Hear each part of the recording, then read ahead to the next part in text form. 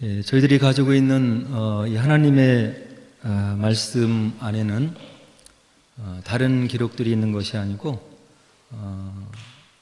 사람들의 삶에 대한 이야기가 쭉 기록이 되어 있습니다. 우리와 동일한 그런 삶의 이야기들인데요. 좀 특이한 것이 있다고 한다면 하나님을 만난 사람들에 대한 이야기죠. 그러나 저 천상 위에 있는 우리가 이해하지 못하는 그런 내용들이 아니고 우리들이 지금 겪어나가고 있는 그런 삶의 이야기를 말씀 가운데 이렇게 기록해 놓고 있는 것입니다. 그래서 우리가 이해할 수 있는 그런 말씀인데 또 다른 책들과는 달리 성경 안에 영적인 요소들이 담겨 있는 거예요. 우리가 읽었을 때 언뜻 이해가 되지 않는 우리가 이렇게 기사이적 혹은 기적이라고 볼 수 있는 그런 내용들이 이렇게 포함되어 있는 거죠. 성경에 이렇게 기록되어 있는 이런 영적인 요소들, 기적, 이사, 그리고 이적들에 대한 이야기들에 대해서 이제 예수님 이후에는 한동안 오랫동안 그게 그렇게 일어난 것으로 이렇게 믿고 있었어요. 그러나 이제 인간의 이성이 재발견되는 르네상스 이후로 하나님 말씀을 들여다보면서 정말로 이것이 그럴까? 우리의 이치에 맞는 그런 이야기일까? 이런 회의와 질문들을 던지면서 그렇지 않은 요소들이 있는 것 같다. 우리가 이해하지 못하는 것은 실질적으로 있었던 그런 내용들이 아니고 인류 역사를 살펴보면 여러 가지 신화적인 요소들이 많이 있지 않느냐. 인류의 문명을 봐도 그렇고 인류가 가지고 있는 종교도 그렇고 아마 그래서 성경에 기록되어 있는 이런 것들도 신화적인 요소이다. 이제 이렇게 간주하는 그런 이해들이 있었고 또 그런 가르침들이 있었고 그렇게 또 생각을 하고 또 성경을 본 그런 시간들도 있었던 거죠. 오늘의 본문 우리가 함께 읽었는데 이 본문의 내용도 읽어보면 그런 생각이 들게 하는 거예요. 엘리사라고 하는 선지자와 아람 군대 사이에 있었던 일을 기록하고 있는데 이게 무슨 지어낸 얘기 같고 있을 수 없는 이야기 같고 어떻게 이런 일이 있을 수 있었을까 하는 생각을 우리가 가져볼 수 있는 그런 내용들이 전개되고 있는 거죠. 그런데 성경은 이와 같은 내용들을 믿음으로 받아들일 것을 얘기하고 있는 거예요. 하나님께서 이렇게 하시면 하실 수 있는 것으로 또 하나님과 이스라엘 백성 사이에 그런 만남의 사건들 속에서 있었던 계시의 사건으로 너희들이 인정하면 3000년의 시간을 지난 지금도 예수님 이후 2000년 시간이 지난 지금도 그런 일이 일어날 수 있다고 성경이 우리들에게 이야기를 해주고 있는 거죠. 그것을 믿음의 세계다 이렇게 이야기를 해요. 일전에도 한번 말씀드렸지만 그렇게 정확하고 실험적이고 데이터를 토대로 하고 있는 과학도 계속해서 따지고 들어가 보면 그들도 이해할 수 없는 그런 가설 속에 세워져 있는 것을 과학자들의 입을 통해서 우리가 들을 수 있는 거예요. 끝없이 펼쳐져 있는 우주, 끝이 없다고 이야기를 하는데 그런 개념을 저희들이 단어를 사용해서 어떤 문장을 사용해서 표현하고 있지만 그것을 저희들이 온전히 이해할 수 없는 거예요. 어디가 우주의 중심이냐? 지금 우리가 서 있는 이곳이 우주의 중심이다.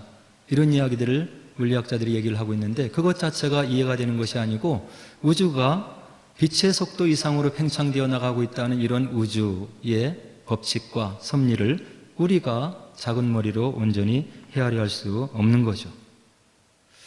그리고 이와 같은 한계를 느끼고 있는 물리학자들, 과학자들이 대화를 나누면서 당신은 종교 세계에서 이야기하고 있는 영혼, 그런 영원한 세계를 인정하고 있습니까?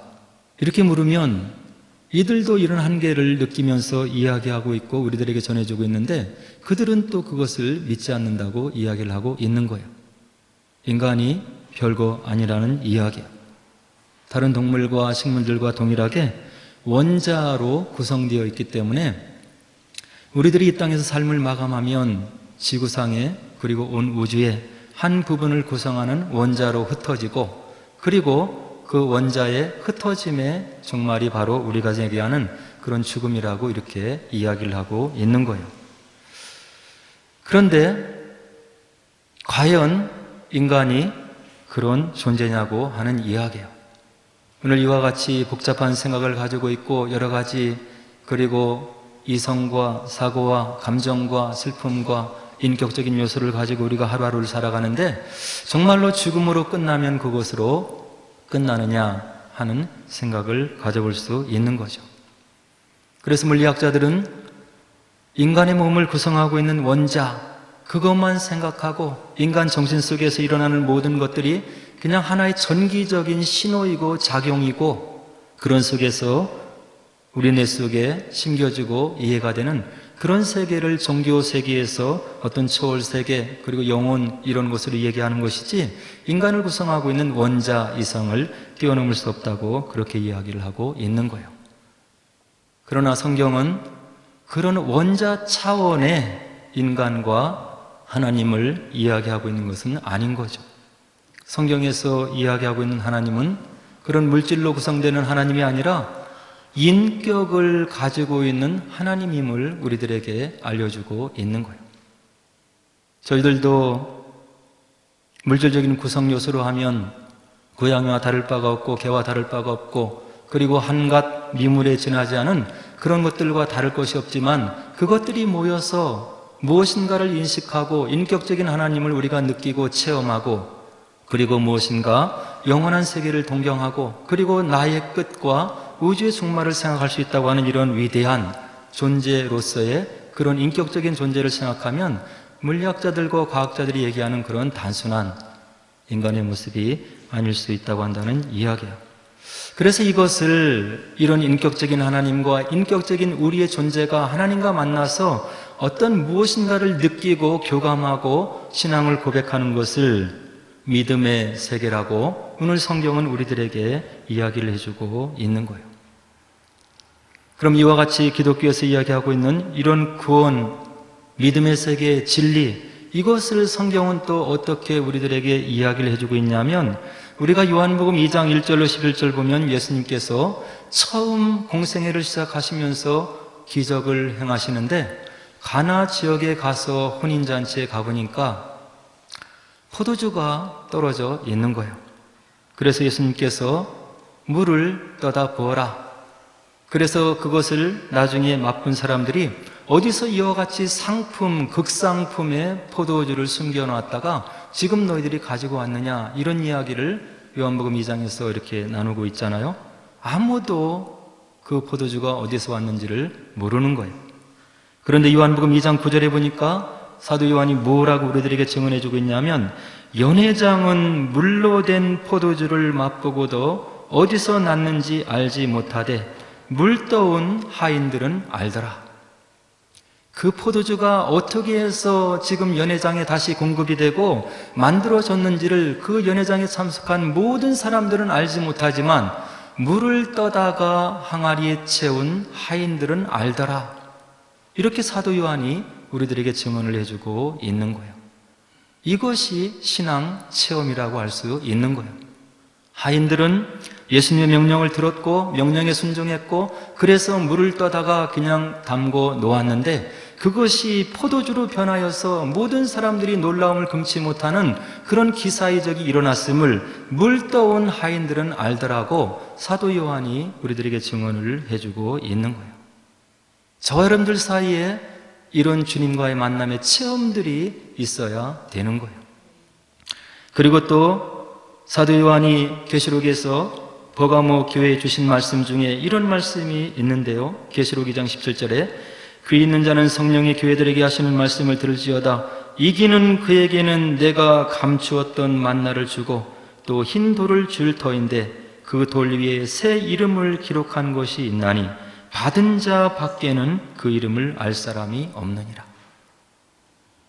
예표적인 이야기고 상징적인 어떤 계시이고, 그런데 여기에 예수님께서 부활하신 예수님께서 뭐라고 얘기를 하시냐면 이기는 그에게 내가 흰돌을 줄 거다. 흰돌을 주는데 그 위에 이름이 새겨져 있다. 흰돌을 받지 못한 자는 그 이름이 무엇인지를 알지 못하더라. 이렇게 요한계시록 2장 17절이 우리들에게 이야기를 해주고 있는 거예요. 예수님을 알지 못하는 사람들이 너희들이 예수님을 믿고 예수를 구주로 영접하고 영생이라고 하는 것을 믿고 소망하고 살아가고 있다고 하는데 그것이 무엇이냐고 반문할 수 있지만 우리가 설명을 해도 하나님께서 역사하지 않고 성령께서 그 가운데 그 심령의 마음을 만져주지 않으면 그가 믿음의 길로 들어올 수 없는 거예요. 그러나 우리들은 말씀이 무엇인지 예수님이 누구인지를 알고 그 예수님을 인정하고 기도했더니 이렇게 나의 삶 속에 역사하셨음을 알기 때문에 이 믿음을 우리가 지켜나가고 있는 거예요. 이것이 흰돌을 받은 자이고 흰돌을 받았기 때문에 그 안에 들어있는 진리의 말씀을 알고 있다고 하는 그런 말씀으로 우리가 이해를 할 수 있는 거예요. 이것이 믿음의 세계라고 하는 이야기예요. 오늘 본문의 내용을 좀 살펴보면 이스라엘의 적 아람 군대가 이스라엘을 침공해 들어오고 있어요. 그래서 아람 왕과 아람 군대가 상의를 해서 이번에는 이쪽으로 쳐들어가자, 이번에는 저쪽으로 쳐들어가자 이렇게 전략을 세우고 이스라엘을 공격해 들어오면 멀리 떨어져 있던 엘리사가 그 아람 왕과 군대들의 모략을 다 알고 이스라엘 왕과 군대들에게 다 알려주어서 모든 아람의 공격들을 다 막아내는 그런 일들이 있었던 거예요. 8절에 10절 읽어보면 그래서 이러한 상황을 아람 왕이 이제 염두에 두고 뭐라고 얘기를 하냐면 아람 왕이 마음이 불안하여 그 신복들을 불러 이르되 우리 중에 누가 이스라엘 왕과 내통하는 것을 내게 말하지 아니하느냐. 아람 왕이 자신의 신복들에게 이런 하소연을 하고 있는 거예요. 내가 지금 이스라엘을 침범하고 공략하기 위해서 이렇게 계획을 세우면 거기에 이미 이스라엘 백성들이 방비를 하고 있고 우리의 전략과 전통이 그리고 통하지 않는데 아마도 우리 가운데 누가 첩자가 있는 것 같다. 누구인지 밝혀내야 되지 않겠느냐? 이렇게 11절에 얘기하니까 그 아람 왕 신복 중에 한 사람이 아람 왕에게 엘리사를 얘기해주고 있는 거예요. 왕이시여, 그런 게 아닙니다.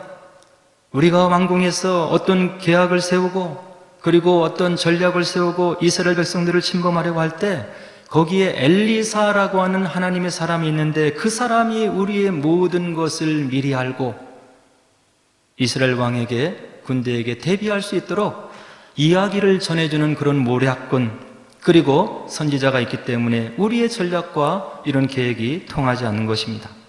그래서 오늘 본문의 내용이 무엇이냐면 그렇다면 엘리사를 잡아야 되지 않겠느냐.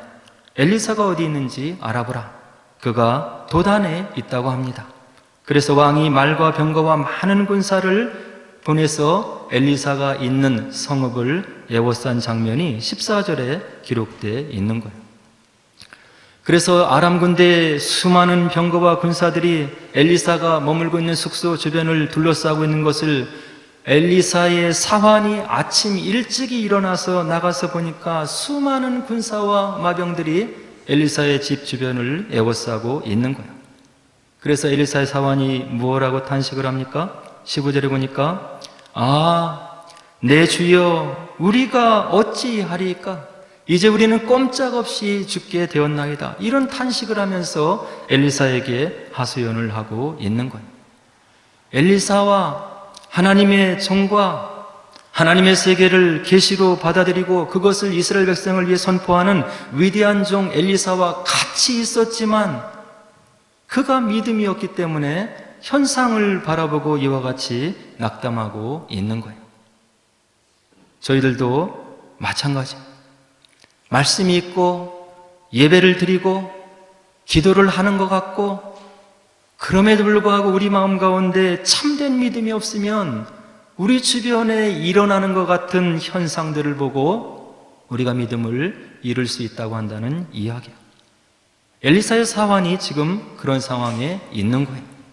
엘리사가 누구인지, 어떻게 하나님께서 인정하시고 그를 사용하시는지를 지근거리에서 섬기고 있던 사환인데, 하나님의 역사와 엘리사의 종의 참된 하나님의 종임을 그가 믿지 못하는 마음이 있으니까 눈에 보이는 현상을 가지고 이와 같이 지금 두려움에 떨고 바로 그런 하수연을 엘리사에게 이야기를 해주고 있는 거예요. 이런 사환의 모습을 바라보고 엘리사가 다음과 같이 16절에서 대답을 해주고 있어요. 두려워하지 말라. 우리와 함께한 자가 그들과 함께한 자보다 많으니라. 두려워할 것 없다. 아람 군대를 두려워할 것 없다. 저 마병을 두려워할 것이 없다. 우리와 함께한 자가 그들과 함께한 자보다 많으니라. 세상을 크신 권능으로 다스리는 야훼 하나님, 전능하신 하나님을 체험한 엘리사, 그의 입에서 나오는 믿음의 확신의 말인 거예요.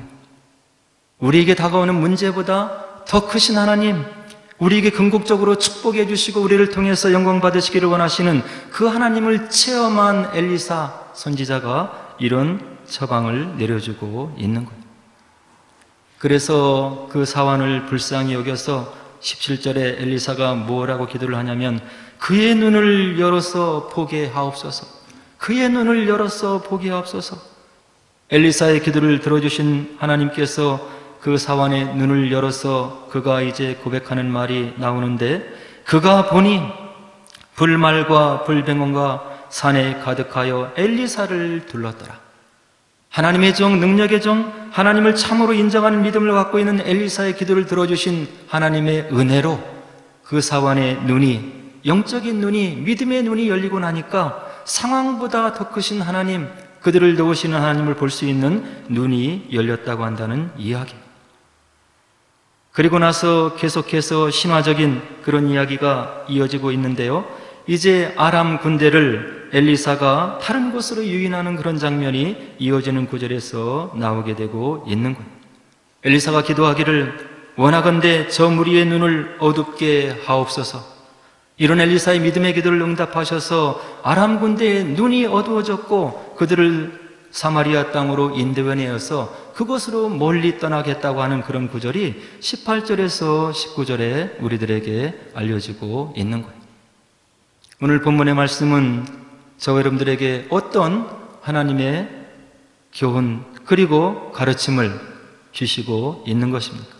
첫 번째는 하나님의 세계, 믿음의 세계는 우리 육신의 눈으로 보거나 육신의 귀로 말을 전해 듣지 않아도 상황을 파악할 수 있는 하나님의 나라의 권능이 있음을 오늘 본문이 우리들에게 알려주고 있는 거예요. 엘리사 때만 그런 것이 아니고 사도 바울도 고린도전서 14장 24절로 25절에 보면 하나님의 은사, 성령의 은사를 얘기하면서 다음과 같은 기록을 우리들에게 남겨주고 있는 거예요. 예언의 은사를 언급하면서 예언을 하면 믿지 아니하는 자들이나 알지 못하는 자들이 들어와서 모든 사람에게 책망을 들으며 모든 사람에게 판단을 받고 그 마음에 숨은 일들이 드러나게 되므로 엎드려 하나님께 경배하며 하나님이 참으로 너희 가운데 계신다 전파하리라. 성령의 능력 가운데 우리가 믿음의 체험들이 일어나고 하나님이 주시는 영적인 신비한 은사들이 우리의 믿음 생활 속에서 일어날 수 있는데, 방언을 비롯해서 여러 가지 은사 중에 바로 예언의 은사가 있는데, 사람들이 말을 하지 않아도 그 영혼을 불쌍히 여기셔서 함께 기도하기를 원하시고 그 상황을 풀어주시기를 원하시는 하나님의 뜻이 있으면 그 마음에 숨긴 것이 바로 기도하는 자에게 드러날 수 있음을 사도 바울이 우리들에게 분명하게 이야기를 해주고 있는 거예요. 이런 체험들은 주변에서 많이 들을 수 있는 거예요. 어느 집에 신방을 하러 갔는데 그 집의 상황들이 바로 화면을 영사기를 돌리듯이 눈에 들어오며 바로 그들을 위로하고 그 가정을 다시금 믿음 가운데 세우는 그런 기적의 역사, 기도 역사를 우리가 전해드릴 수가 있는 거예요. 육신의 눈으로, 육신의 귀로 보거나 듣지 않아도 하나님께서 뜻하시면 그 영혼을 불쌍히 여기셔서 기도하는 자에게 이런 역사를 일으켜 세우실 수 있다고 하는 하나님 나라의 권능을 오늘 본문이 우리들에게 전해주고 있는 거예요. 이것을 믿는 것이 믿음의 세계인 거예요. 두 번째는 우리들이 살아가면서 간혹 어려운 문제, 삶의 어려운 문제를 만날 수가 있는데 그 어려운 문제를 보고 낙담할 것이 아니라 그 문제보다 더 크신 하나님을 바라봐야 한다고 하는 그런 지혜의 말씀이 오늘 본문에 들어 있는 거예요. 우리를 위해서 문제보다 더 크신 하나님이 계시고 문제의 근원적인 해결책을 가지고 계신 하나님께서 나를 위해서 계시고 설령 그 문제가 당장에 해결되지 않는다 하더라도 하나님의 뜻에 순종해서 인내할 수 있는 그런 마음, 그런 능력을 주시는 하나님이심을 오늘 본문이 우리들에게 알려주고 있는 거예요. 순교자들은 이런 믿음이 있었기 때문에 그토록 무서운 순교의 반열에 들어가면서 모진 고통을 겪어나갔던 그런 것을 기독교 역사에서 우리가 알 수 있는 거예요. 그리고 세 번째로 이 본문이 주는 말씀은 믿는 자들에게 정말로 필요한 것은 우리에게 주어진 하나님의 말씀을 믿는 참된 믿음이 필요하다고 하는 이야기예요. 저 여러분들은 우리들 손에 들려있는 하나님의 말씀을 어떻게 신뢰하고 있습니까? 하나님이시니까, 전능하신 분이시니까, 온 우주를 만물로 창조하시고 말씀으로 창조하시고 우리를 위해서 언약하시고 약속해 주시고 우리를 축복하시는 그 하나님을 믿는 마음, 나를 위해 주신 말씀임을 믿는 그런 믿음이 저 여러분들에게 있어야 된다고 하는 이야기예요. 우리가 마태복음 8장에 보면 백부장이라고 하는 사람이 나타나요. 이 어느 날 이 백부장에 하인이 병이 들었어요. 예수님께서 오신다는 소식을 들어서 이 백부장이 예수님께 나와서 하소연을 하시는데 마태복음 8장 6절에 보니까 이르되 주여 내 하인이 중풍병으로 집에 누워서 몹시 괴로워하나이다. 예수님이 이런 백부장의 간청을 듣고 말씀을 하시기를 내가 가서 고쳐주리라. 예수님께서 가서 고쳐주리라 얘기를 하시니까 이 백부장이 뭐라고 응답을 하냐면 마태복음 8장 8절에서 백부장이 대답하여 이르되 주여 내 집에 들어오심을 나는 감당하지 못하겠사오니 다만 말씀으로만 하옵소서. 그러면 내 하인이 낫겠사옵나이다. 예수님 나에게 이렇게 말씀하셨으니 내 집까지 친히 오시는 수고를 하지 않아도 되실 것 같습니다.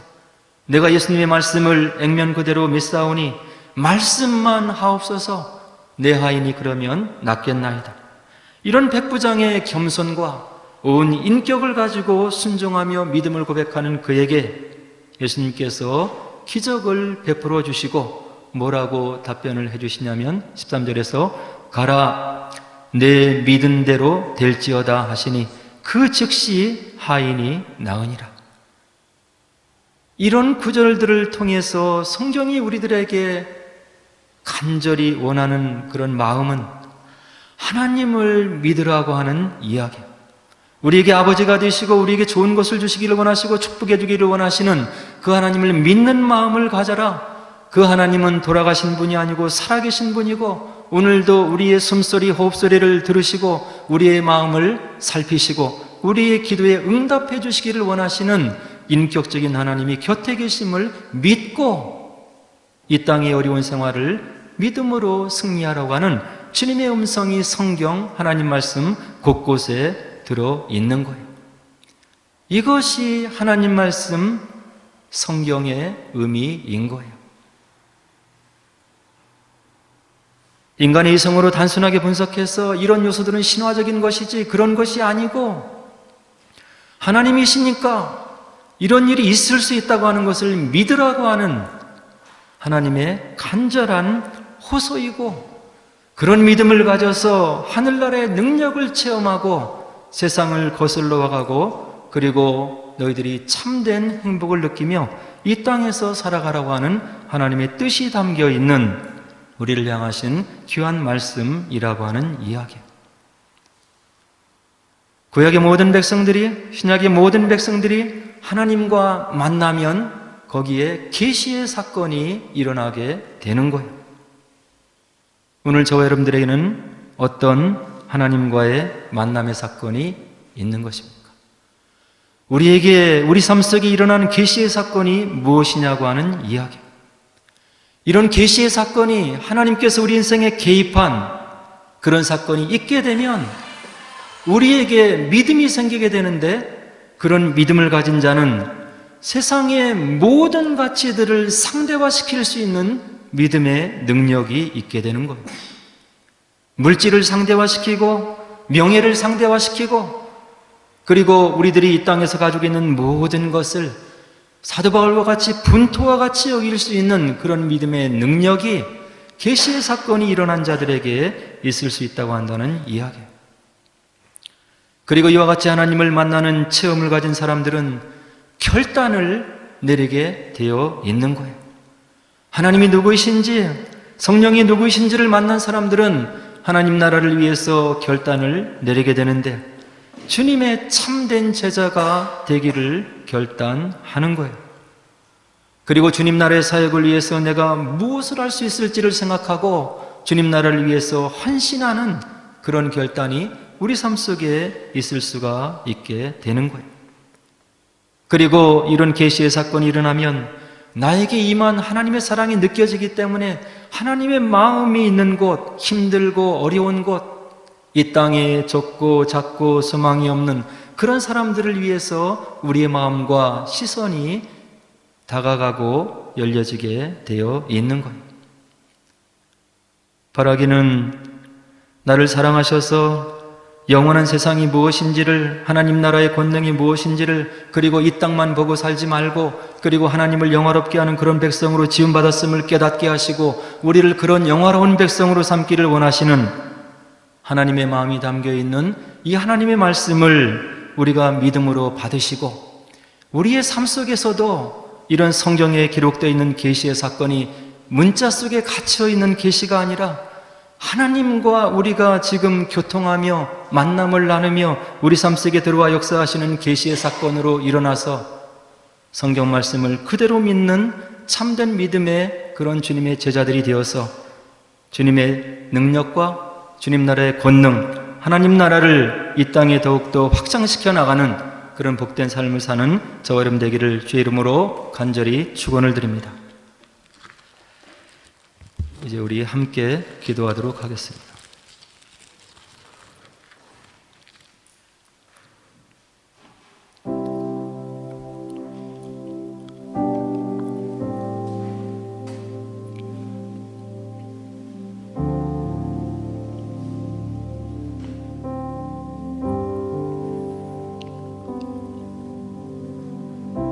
우리가 창세기 말씀을 열어보면 하나님께서 온 세상을 어떻게 펼치셨는지를 기록해 놓으시고 우리 인간이 어떤 존재로 지음을 받았는지를 분명하게 우리들에게 알려주고 있습니다. 우리들은 이 땅에서 70년, 80년 살다가 원자 단위로 흩어져 버릴 그런 존재가 아니고, 영혼을 사모하고 하나님과 인격적인 교제를 나누고 그 사랑을 느낄 수 있는 인격적인 존재로 지음받음을 우리들에게 알려주시고 있는 것입니다. 이 말씀을 믿음으로 받아들이는 자에게 하나님 나라의 능력이 삶 속에서 계시의 사건으로 이루어지게 되는 것입니다. 요즘 들어서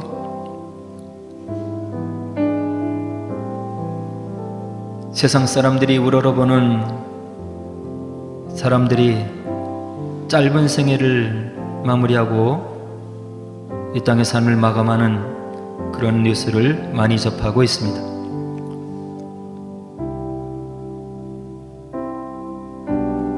원다이렉션이라고 하는 영국의 유명한 보이그룹 단원 중에 한 명, 리엄이 31세의 짧은 나이로 이 땅의 삶을 마감했습니다. 사이클로 올림픽에서 6가지의 금메달을 따서 영국민들을 기쁘게 했던 크리스 호이라고 하는 사람이 오늘 뉴스를 통해서 자신이 치유가 불가능한 그런 암, 그것도 말기암 환자로 판명이 되어서 앞으로 2년 아니면 길어야 4년 정도의 생으로 마감하게 되었다고 이야기하는 그런 이야기를, 뉴스를 또 접할 수 있었습니다. 이것이 믿음이 없는, 하나님을 알지 못하는, 그리고 인간이 가지고 있는 근원적인 철저한 한계인 것입니다. 제한적인 존재이고 무능하고 너무나 가련하고 불쌍한 그런 것이 우리 인생의 삶인 것입니다. 이와 같이 있다가 쓰러져갈 풀과 같은 저희들, 하나님께서 불쌍히 여기셔서 그 아들을 희생하셔서 우리를 구원하시고 영원한 세계를 맛보게 하시고 그 세계를 약속하신 이 하나님의 사랑을 저와 여러분들이 마음속에 느껴야 하는 것입니다. 그래야 우리가 믿음의 삶을 살 수 있는 것이고, 흔들리지 않는 믿음을 가지고 이 땅에 사는 얼마 안 되는 삶을 가지고 주님을 위해서 무엇을 할 수 있는지를 우리가 결단을 할 수 있는 것입니다. 이 하나님을 마음에 초청하시고 이러한 믿음을 가질 수 있도록 하나님의 은혜를 구하시고 우리의 삶을 통해서 주님을 영화롭게 하는 복되고 존귀한 믿음의 심령들이 되게 하옵소서. 그런 믿음을 허락하옵소서. 함께 기도하도록 하겠습니다. 기도하겠습니다.